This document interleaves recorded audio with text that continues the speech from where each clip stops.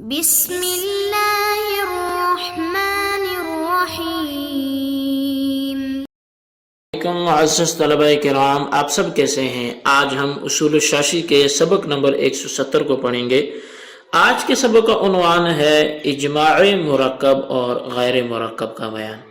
آج کے ہمارے سبق کی عبارت ثم بعد ذلك الاجماع سے شروع ہوتی ہے۔ آئیے سب سے پہلے عبارت اور اس کا ترجمہ کرتے ہیں اور کچھ وضاحت کے ساتھ مزید سبق کو آخر کی طرف بڑھاتے ہیں۔ مصنف علیہ رحمہ لکھتے ہیں ثم بعد ذلك الاجماع على نوعین، پھر اس کے بعد اجماع دو قسموں پر ہے، مرکب و غیر مرکب۔ ایک اجماع مرکب ہے، دوسرا اجماع غیر مرکب ہے۔ فالمرکب ما اجتمع علیہ الآراء على حکم الحادثة مع وجود الاختلاف فی العلة۔ پس اجتماع مرکب وہ ہے کہ جس نئے حکم پر آراء جمع ہو جائیں علت میں اختلاف کے باوجود۔ ومثالہ الاجماع على وجود الانتقاد عند القیء ومس المرأة، اور اس کی مثال اجماع ہے وضو کے ٹوٹنے پر قے اور عورت کو چھونے کے پائے جانے کے وقت۔ اما عندنا فبناء على القیء، بہرحال ہمارے ہاں تو اس کی بنیاد قے پر ہے۔ واما عنده فبناء على المس، بہرحال امام شافعی کے ہاں اس کی بنیاد وہ چھونے پر ہے۔ ثم هذا النوع من الاجماع لا يبقى حجة، پھر اجماع کی یہ قسم حجت باقی نہیں رہتی بعد ظہور الفساد فی احد الماخذین، دو مآخذوں میں سے ایک بھی اندر فساد کے ظاہر ہونے کے بعد۔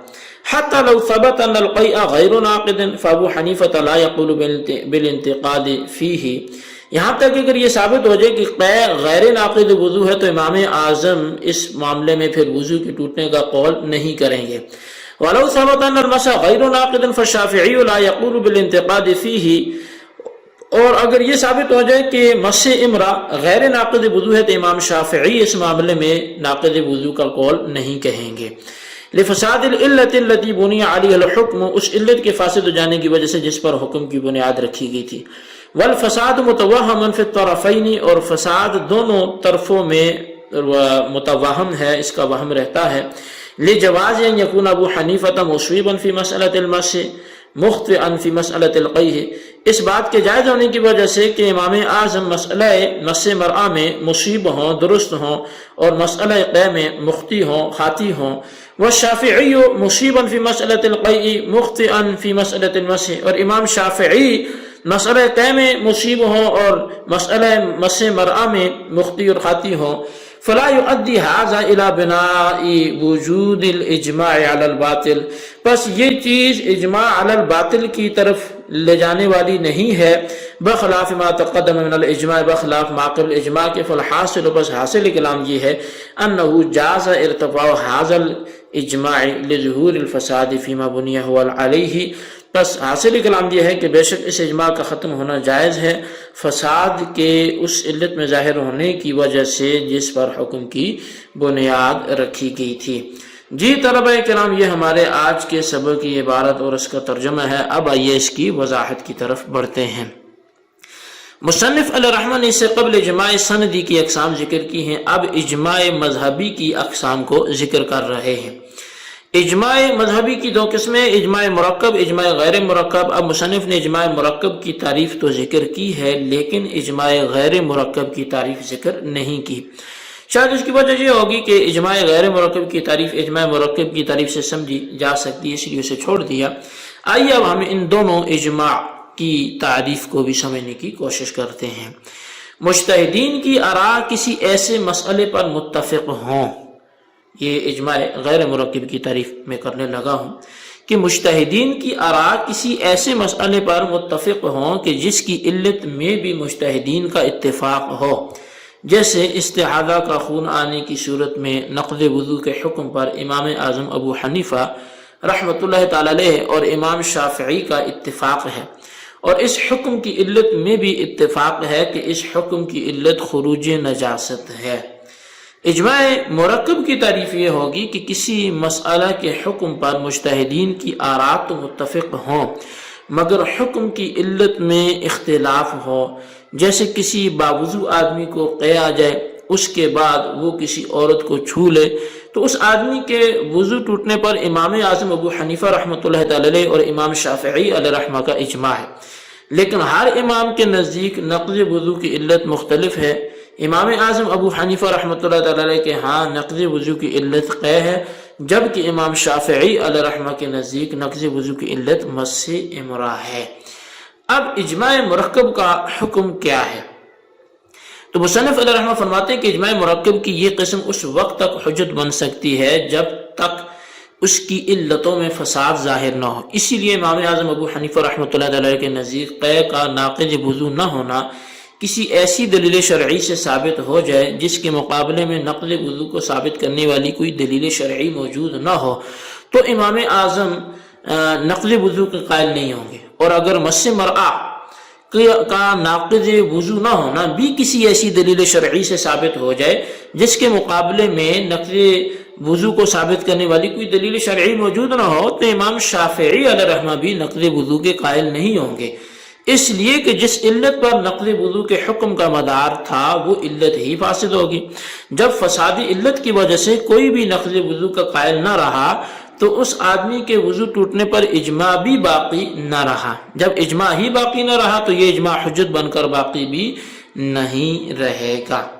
اب والفساد متوہم من الطرفین سے عبارت جو مصنف نے بیان کی ہے، اصل میں اس عبارت سے ایک سوال کا جواب دیا جا رہا ہے۔ وہ سوال یہ پیدا ہوتا ہے کہ آپ نے کہا اجماع مرکب میں حکم کی علت میں فساد ظاہر ہو جائے تو اس فساد کی وجہ سے اجماع باقی نہیں رہتا۔ سائل کہتے ہیں کہ یہ اجماع مرکب ہی فاسد ہے، اس لیے کہ ایک ہی چیز کے حکم میں آراء مختلف ہیں، جیسے مس مرا ہے، ایک امام کے نزدیک یہ ناقض وضو ہے، دوسرے کے نزدیک غیر ناقض وضو ہے۔ اللہ تعالیٰ کے ہاں کسی ایک امام کی بات حق ہوگی اور دوسرے کی باطل ہوگی۔ اسی طرح قے کا مسئلہ ہے، اس میں ایک امام کے ہاں وضو ٹوٹتا ہے، دوسرے کے ہاں وضو نہیں ٹوٹتا۔ اللہ کے ہاں کسی ایک امام کی بات حق ہوگی، دوسرے کی باطل ہوگی۔ جب ایک امام کی بات حق ہونے اور دوسری کی باطل ہونے کا احتمال ہے تو معلوم ہوا کہ نقض وضو کے حکم میں یہ اجماع باطل پر ہوا ہے، اور جو اجماع باطل پر ہوا ہو وہ صحیح نہیں ہوتا، فاسد ہوتا ہے۔ اب اس کا جواب یہ دیں گے کہ مصنف نے اصل میں اس عبارت کا جواب دیا ہے، لیکن مذکورہ جواب سے پہلے کچھ باتیں بطور تمہیدی سمجھ لیں۔ اصل میں مسائل اجتہادیہ میں ہر امام کے قول میں خطا اور صواب کا احتمال ہوتا ہے۔ قطعی طور پر ایک امام کو مصیب اور دوسرے کو مخطی نہیں کہہ سکتے، البتہ ہم احناف امام اعظم ابو حنیفہ رحمۃ اللہ علیہ کے قول کے متعلق یہ کہتے ہیں کہ ہمارے امام صاحب کا قول صواب ہے لیکن خطا کا احتمال رکھتا ہے، اور دوسرے ائمہ مجتہدین کا قول خطا ہے لیکن اس میں بھی درستگی کا صواب کا احتمال موجود ہے۔ اب جواب یہ ہے کہ مصنف فرماتے ہیں کہ حکم کی علت میں فساد کا وہم دونوں طرفوں میں ہے، کسی ایک امام کی علت میں فساد قطعی یعنی فسادی قطعی طور پر فساد متعین نہیں ہے، اس لیے کہ ہو سکتا ہے کہ مس امرا سے وضو کے نہ ٹوٹنے میں امام اعظم ابو حنیفہ صواب کو پہنچنے والے ہوں اور قے سے وضو ٹوٹنے میں امام اعظم ابو حنیفہ خطا کو پہنچنے والے ہوں۔